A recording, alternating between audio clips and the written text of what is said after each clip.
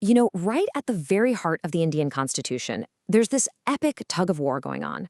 It's a huge battle of ideas, a real clash between two incredibly powerful forces. Your rights as an individual versus the goals of the entire nation. So today, let's grab that rope and see just where this constitutional tug of war has taken us.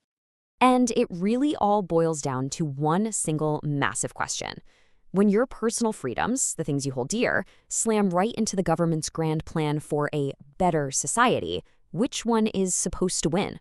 Which one gives way? That's the core drama we're going to unpack right now.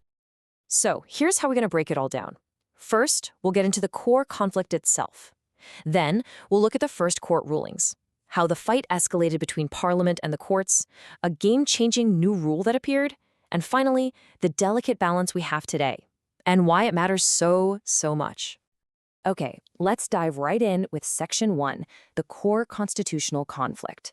To really get what this tug of war is all about, you've got to meet the two main players on either side of the rope. Think of them as the two giant pillars holding up the entire constitutional building. So on one side of the rope, you have the fundamental rights, or FRs. These are like a legally enforceable shield that protects you, the individual. On the other side, the directive principles of state policy, or DPSPs. These are more like a moral compass, guiding the state on what it should do to achieve social and economic justice. But here's the real kicker. You can't take the government to court for not following the DPSPs. They're aspirations. And that single difference, that's what sets the stage for this massive conflict. So what exactly are these directive principles? Well, think of them as the nation's long-term to-do list. They were inspired by the Irish Constitution, and they basically lay out the vision for a welfare state, a country where the government actively works to make life better for everyone, not just a police state that only cares about law and order. And you know, this quote from Dr. B.R. Ambedkar, one of the main architects of the Constitution, man, it just perfectly captures the whole idea. He basically said, look, what good is the right to vote if you don't have social and economic equality? The directive principles were designed to build that deeper, more meaningful kind of democracy. So you've got this legally enforceable shield on one hand and this morally essential compass on the other. You just knew they were going to clash, right? Let's see how the courts handled it the first time this battle went to them. And boom, the first major showdown happens in 1951 in a case called Champakam Dorai Rajan. The Supreme Court's ruling was crystal clear. They said, when the shield and the compass conflict, the shield wins, period. Fundamental rights were officially declared superior to the directive principles. But let me tell you, this was far from the end of the story. Well, Parliament wasn't just going to sit back and take that. Their reaction was fast and powerful. They basically said, oh, the courts think fundamental rights are getting in the way of our social policies? Fine, we'll just amend the fundamental rights. And that's exactly what they did, again and again and again, using their power to change the Constitution to make way for their directive principles. And this is where things get really interesting. The whole thing blows up from a philosophical debate into a full-blown power struggle, a direct confrontation between the Parliament of India and the Supreme Court. The tug of war was about to get serious. So, in 1967, the Supreme Court came back swinging in the Goleknath case. They didn't just repeat their old ruling, they doubled down hard. They declared that fundamental rights were sacrosanct, basically holy and untouchable. They said Parliament had no power to take them away. This was a direct challenge to Parliament's authority. How do you think Parliament responded? With a massive 1-2 punch. First came the 24th Amendment, which flat out stated that, yes, Parliament absolutely can amend any part of the Constitution, including fundamental rights. Then came the 25th Amendment, which basically put up a wall around certain laws, saying the courts couldn't even challenge them for violating some of those rights. Okay, let's just take a breath for a second and look at this timeline. The constitutional pendulum is just swinging back and forth like crazy, right? The court says one thing, Parliament says another. The tension is building, and it's all leading to an epic climax. By the way, if you're digging this kind of deep dive into complex topics, then hey, you should definitely follow us at A1 Institute for more explainers like this one. All right, this next part, this is the moment the entire story hinges on. It's the landmark Kesavananda Party case. And here, the Supreme Court didn't just make a ruling, they completely changed the rules of the game itself.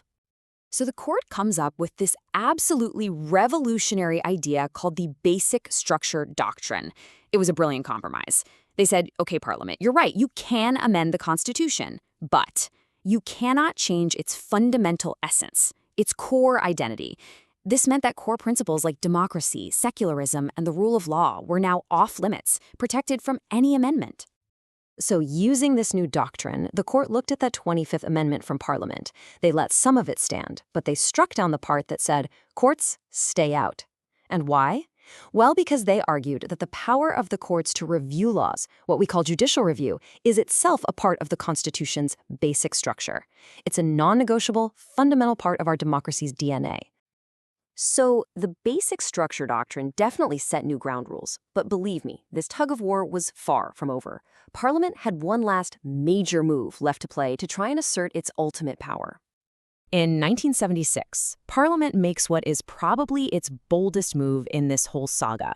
With the 42nd Amendment, it declared that all directive principles would now be superior to three of the most important fundamental rights: the rights to equality, freedom, and property. This was a clear attempt to say, once and for all, that the state's compass was more important than the individual's shield. But then, in 1980, the Supreme Court delivers the final, decisive ruling in the Minerva Mills case. It struck down that sweeping provision. The court's reasoning was profound. It said the Constitution isn't built on the supremacy of one over the other. It's built on the balance between the two. They are two wheels of the same chariot. You can't just throw one away. And honestly, this one quote from the judgment just sums up the entire philosophy perfectly. The court said that the noble goals of the directive principles absolutely must be achieved. But you can't achieve them by completely destroying the essential tools, the fundamental rights that guarantee our individual liberty. It has to be a harmony. Okay, so after decades of back and forth, where did we finally land? What is this hard-won balance? And why is it so incredibly important for us today? So here's the bottom line, the position as it stands today. In general, fundamental rights are considered supreme. However, Parliament can still amend them to put the directive principles into action. The one giant check on that power is the basic structure doctrine. Any change cannot, under any circumstances, destroy the fundamental nature of the Constitution. Now, that's not to say everyone's happy and the debate is over. Not at all. The directive principles are still criticized. People point out they have no legal force, that they're not logically arranged, and some even argue they're kind of outdated for the world we live in now. And, of course, the potential for conflict is always there. And that really leaves us with one big, lingering question to think about. Is this delicate balance that we have between our rights and the nation's goals a permanent peace treaty? Or is it just a temporary truce in a constitutional tug-of-war that could flare up again at any moment?